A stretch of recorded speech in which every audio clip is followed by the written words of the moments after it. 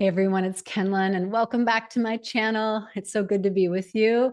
We are celebrating the end of the wormhole with this new moon in Libra, solar eclipse, conjunct the South Node. I'm going to break it down and flesh out some of the meanings. What are we paying attention to? What's ending? What is the significance of this eclipse and where are we going afterwards? So chances are you've already felt much of the reverberation because this whole thing began with an eclipse, full moon, lunar eclipse in Pisces. It was a partial lunar eclipse. I saw some of it out on my deck, really beautiful. And it was intense and it was mystical, but it also brought forward things that we needed to see. It was a North Node eclipse. It was aligned with our future destiny. Now, we've been in the wormhole. This wormhole, I liken it to like a portal where I feel like I'm tumbling around trying to get my bearings straight. And I'm also looking at information in the light of being in a portal. Like, what is it telling me? Where am I going? What needs to be released? Because this whole thing of an eclipse is a reboot in our consciousness and up leveling in where we're going. And I think by now, you know, as evolutionary feminine leaders, we're not playing the old game. And so our lives are on the mat. We're experiencing it. We're in it. And hopefully also observing as we're in it as well. So here we come to the end of the wormhole, which is October 2nd with that solar eclipse. That's going to happen in the daytime. I don't know if I'll be able to see it where I'm at, but it's an annular solar eclipse. So we're going to see a ring around it. Sun. It should be really beautiful for those who can see it. And it's at 10 degrees. The sun and the moon are together in Libra. That's a new moon. So the sun is in Libra, the moon is in Libra at 10 degrees. And it's conjunct the South Node is in Libra at 6 degrees. So we already know that the North Node is in Aries and the South Node is in Libra. That's the nodes of the moon, and that's how we get eclipses. So we're in the Aries-Libra axes until early next year. And this has been a tough one, especially for relationships. It's ass kicking. And if you've survived it, good on you, because that means you've had really critical conversations. You've gotten deeper. You've unearthed more. You've had clear agreements. You've let go of codependency because honestly, people who haven't, it's just not surviving. So I'm speaking to you as someone who's on the path, who's doing the work. And if that's you and your partner vibrated away, that's okay, because that's part of the contracts that are coming up for review. And some have a stamp on them that say expiration date, and it's today's date or yesterday's date. And some are able to renegotiate going forward. And life is not black or white. There's a lot of gray. So we're negotiating. Maybe we're not lovers anymore. Maybe we're friends. Maybe we're allies. Maybe we're business partners. Maybe we have another lover we bring in. Anything is subject to our negotiation based on what is true for us. This moon and sun in Libra is a South Node eclipse. So it is asking us to release, and it's bringing up the shadow aspects of Libra, namely codependency, putting someone else at the center of your life. And it's insidious. Codependency is insidious, meaning that we don't intend oftentimes to be codependent. We just become that. And the more that someone is meaningful to you in your life, the more that the egoic structure to protect itself from the loss of that person by doing codependent shit. Like, okay, I'll just agree to whatever they say because then they'll never leave me, which is what the mind thinks in its strategies. And we know that that's not correct, that the likelihood that someone's going to leave you if you do everything they say, even if they say they want you to do everything, is not true. Because authenticity and confidence and your sovereignty are actually attractive. Now, maybe not when you're swinging the pendulum and you've come to the other side and you're like, I hate everybody, I hate men. But And sometimes that's what we have to swing from this codependent place to the other side of like, I'm taking a break, roll my eyes at everyone. But then we come back into this center point, this equipoise. And that's really what the gold of Libra stands for, the balance, the scales. But sometimes we have to go off a little to understand in our body, where is balance? Like I wouldn't know where balance is unless I know the outer edges of not balance. That's what it means to live in polarity. So that's been the big relationship test. And we've had this overall because the North Node is in Aries. It's preferring sovereignty. It's preferring your authenticity, your boldness, speaking your truth. It's preferring that. So you can't help it. That, to the extent that you're ready to evolve, that's what that North Node has been asking. And I'm going to get into this in another video, because if you are like 55 and a half, you entered into your nodal return. It happens in cycles. I think it's like 18.6 years that you enter in the cycle of your nodal return. And that gives you a reboot, a chance to have a transformation in a certain area of your life. So collectively, think about it that way. Collectively, we are all going through this transformation. And the transformation has been out of the shadow aspects of Libra, the codependency of Libra, the places of injustice in the world, and favoring the sense of boldness that comes from the I am. And that's another good thing to say about the Aries Libra axis. And that is that Aries is solo. It's me. It's I am. Remember, that's the first sign of the zodiac. We start with I. I came in through that Pisces birth canal into Aries, and that spark of I am. And then this Libra is we are. But we're not playing in we yet. We're playing in, we really got to get clear. Before I'm a we, I got to be a strong I got to know who I am. And that's what I mean by strong, not overdoing it or rigid, but clear I am. I always quote my teacher who said, before you're no one, like as in, Buddhism or a non-duality, you must be someone. And I love that it's like states and stages. You can't skip it. You've got to be the I am. So we're going to be better partners when we know who we are. I mean, the equation that this Aries North Node and Libra South Node is undoing is that a half and a half equals a whole in marriage. Like one person and another person are a whole together. That came from patriarchal religion. I think there's a mystical truth in there that I don't want to get into, but the way that it got reinterpreted in our like more unnuanced way is that I'm incomplete who I am without a partner. And in marriage, it's the union to the two shall become one.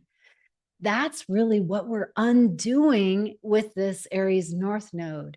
There may be a mystical union of the two becoming one that I'm not talking about, but it doesn't mean that I am incomplete. So we've had to go through unearthing the ways that I have felt incomplete without someone else, or I'm saying that for myself, but you say that for yourself, the way that we as a collective have had to feel whole and complete unto ourselves. And so this Libra solar eclipse is implicating that big picture.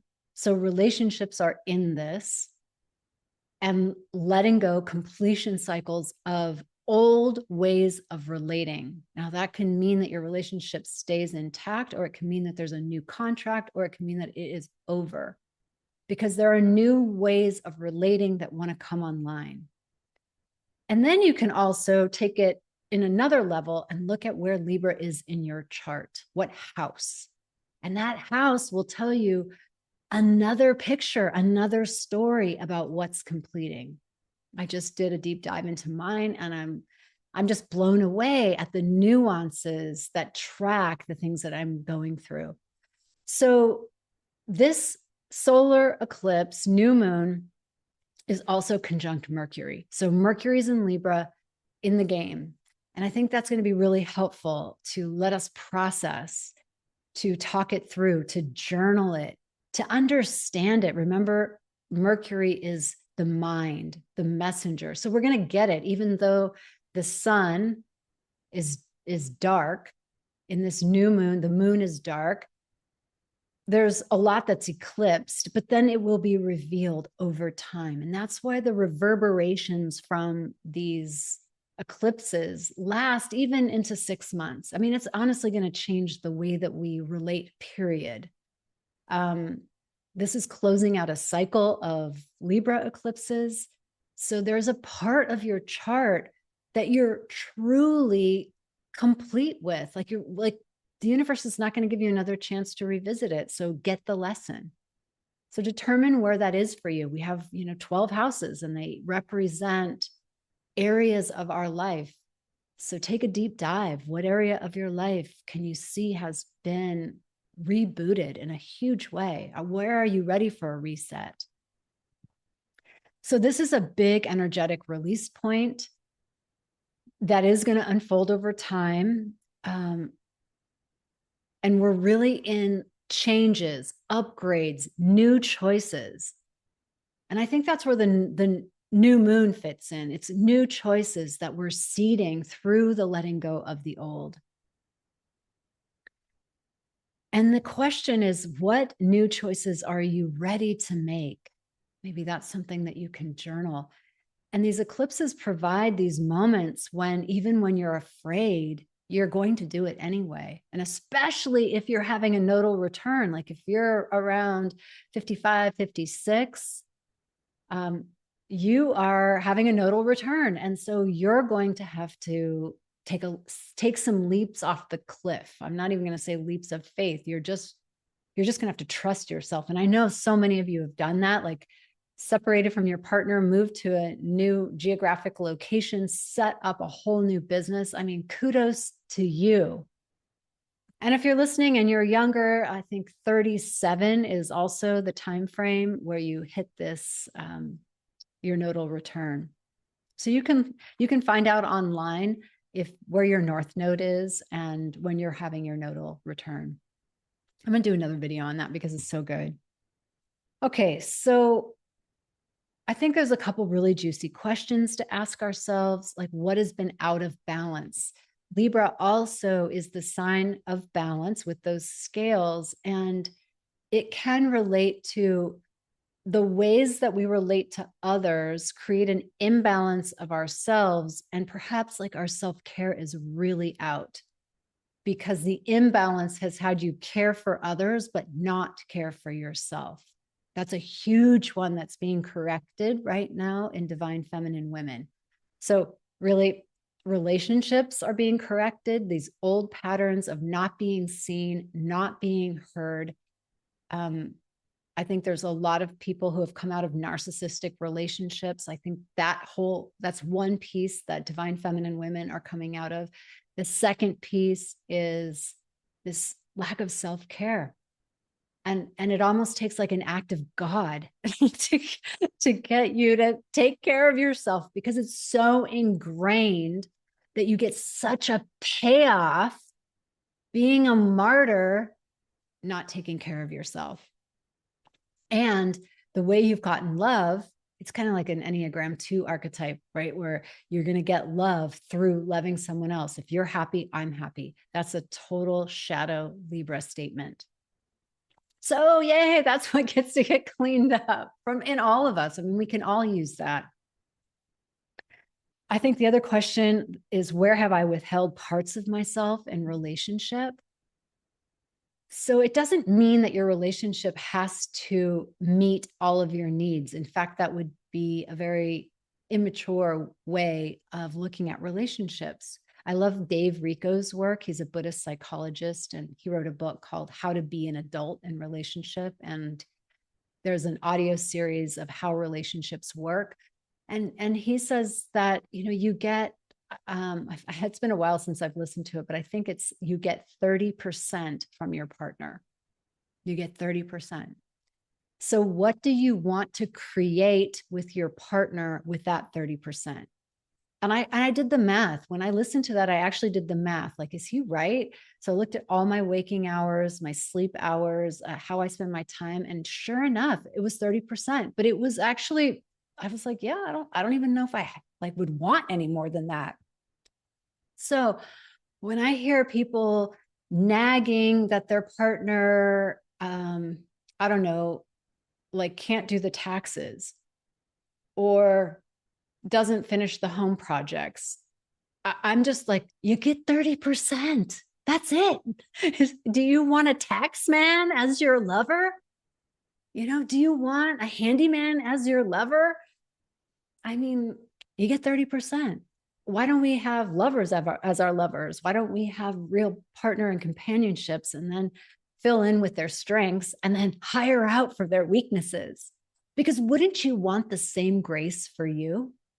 I mean, truly, wouldn't you want the same grace? I don't want to be put in a box and you're supposed to, I don't know, let's think of a feminine thing. You're supposed to know how to cook. Well, I kind of do, but I don't really like it. So why put that on me? Why do that? We could find other ways of making really good food or eating really good food that don't have to do with me. That's just an example. So think about 30%. And so how have I withheld parts of myself doesn't mean that I have to get met in all those parts, but maybe I have dampened them. Maybe there's this huge creative surge and I haven't listened to that creative surge, but maybe I've supported the creative surge in others.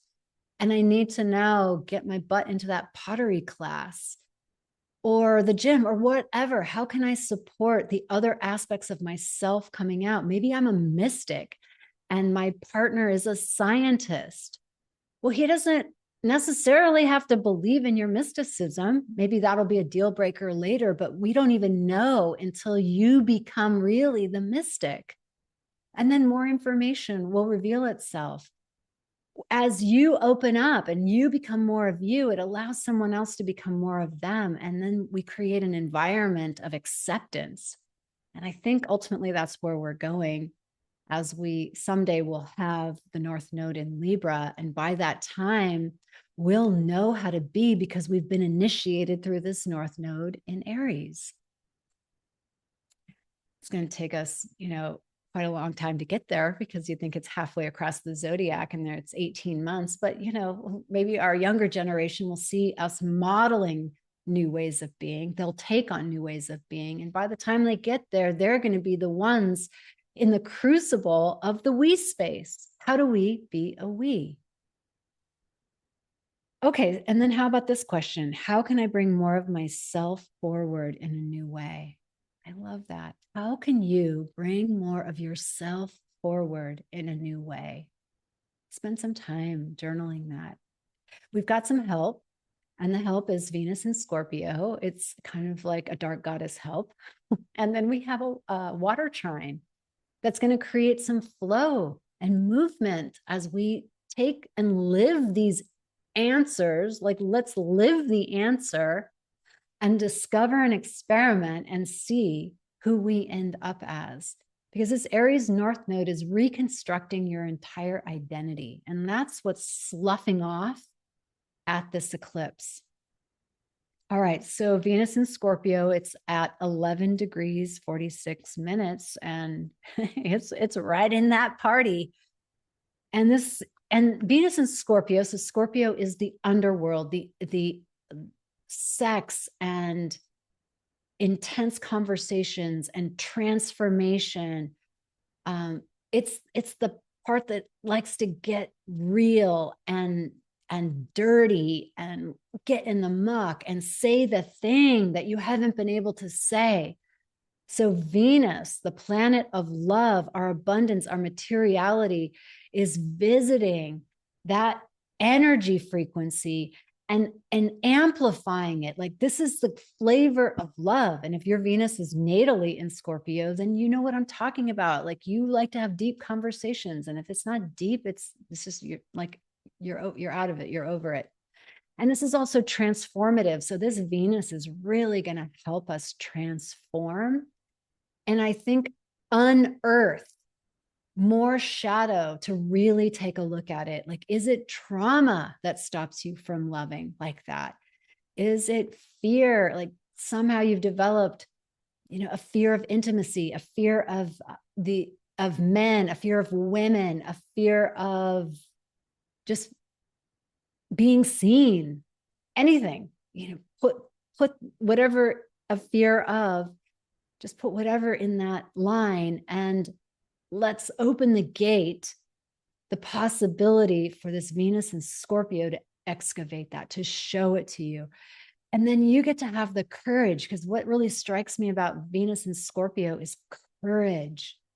She has the courage to go there and to face it. And if it is trauma, then you have support. Reach out to someone who can facilitate some embodiment work, some trauma work, some somatic experiencing work, a past life regression, whatever.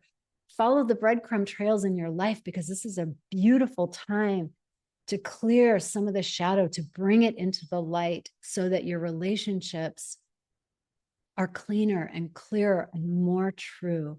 And then that dark, you can play in the dark in a clean and healthy way. It doesn't have to go off the rails or sideways, because it's actually allowed.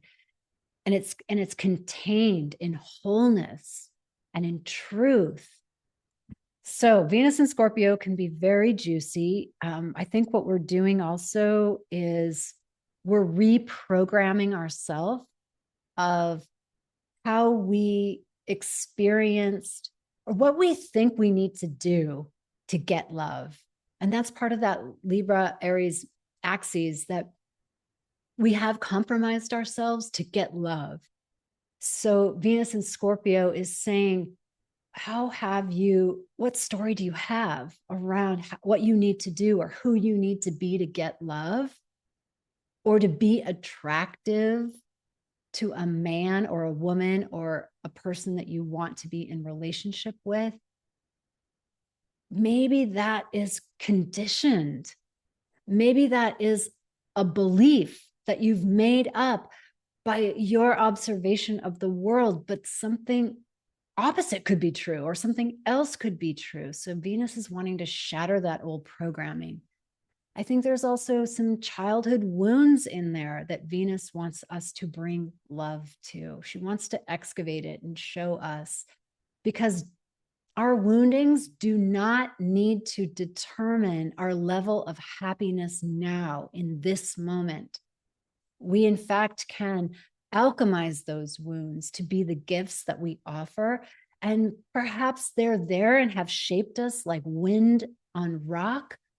And we have become who we are based on it. But your level of happiness, sister, does not depend, or is separate from your wounding. You can be happy. You can be fulfilled. You can be joyful, and even have that wounding have shaped you. I hope I made sense on that. Yeah, so we're going to face our fears. We're going to dig deep. We're going to be able to sense, because we're going to tell more truth. And as we tell more truth, we're going to be able to feel where the energy is pulling us. And what a beautiful truth to bring into relationships, to your relating. It's edgy and it's vulnerable, but that's the stuff that's magic. That's the stuff that's the elixir. That's the stuff that we love to see in other people. And we have a hard time embracing in ourselves because it's so vulnerable. But Venus and Scorpio is going to support us to go there. All right, let's do one more thing. Let's talk about this flow and the movement that's happening. We have a water grand trine. We have Venus in Scorpio, as I mentioned, at 11 degrees.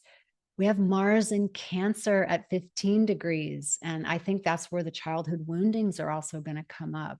the protective mechanisms that we've acquired from our inner child. So good time to do inner child work. And then we have Saturn in Pisces. This Saturn is retrograde, and this Saturn's at 14 degrees. So they're all water signs, and Venus, and we even have, and Mars are supporting us, this masculine and feminine container supporting us in our masculine and feminine. And then this Saturn is like holding the structure. It's holding the responsibility. It's holding our feet to the fire, so to speak, even though it's water, of saying, like, you get to be responsible. You're not a victim in this moment. You are not. You're choosing. So we get to be responsible with our masculine energy. When do we want to wield it with our feminine energy? When do we want to bring her out? How do we alchemize and integrate those energies? So that's what's on the menu for this water trine. But you think about water flowing down a river. So whatever we've just gone through in this portal, the eclipse portal, that's kind of sealed at this new moon eclipse time, this reset. Now we're on the boat and we're moving down the river and we're flowing, and these water signs are helping us out. They're helping us get real. They're helping us shed. They're helping us cry. But Saturn's like, you're not going to fall out of the boat. It's, Saturn's the structure. It's like, okay, I've got this. And it's in Pisces. So there's still that sense of oneness and the sense of who, like the real who you are. But your 3D is being held. Your Mars and your Venus are the 3Ds, and they're being held here. All right, so we're flushing out, we're clearing away what does not get to go forward in the upgrade. And really, I think as part of this activation, we can bless the people who are vibrating out. Right now, let's just take a moment to bless the people vibrating out, bless the old stories that are vibrating out, bless the old ways of being that we used to be, and that now we may even have some shame, like, I can't believe I did that.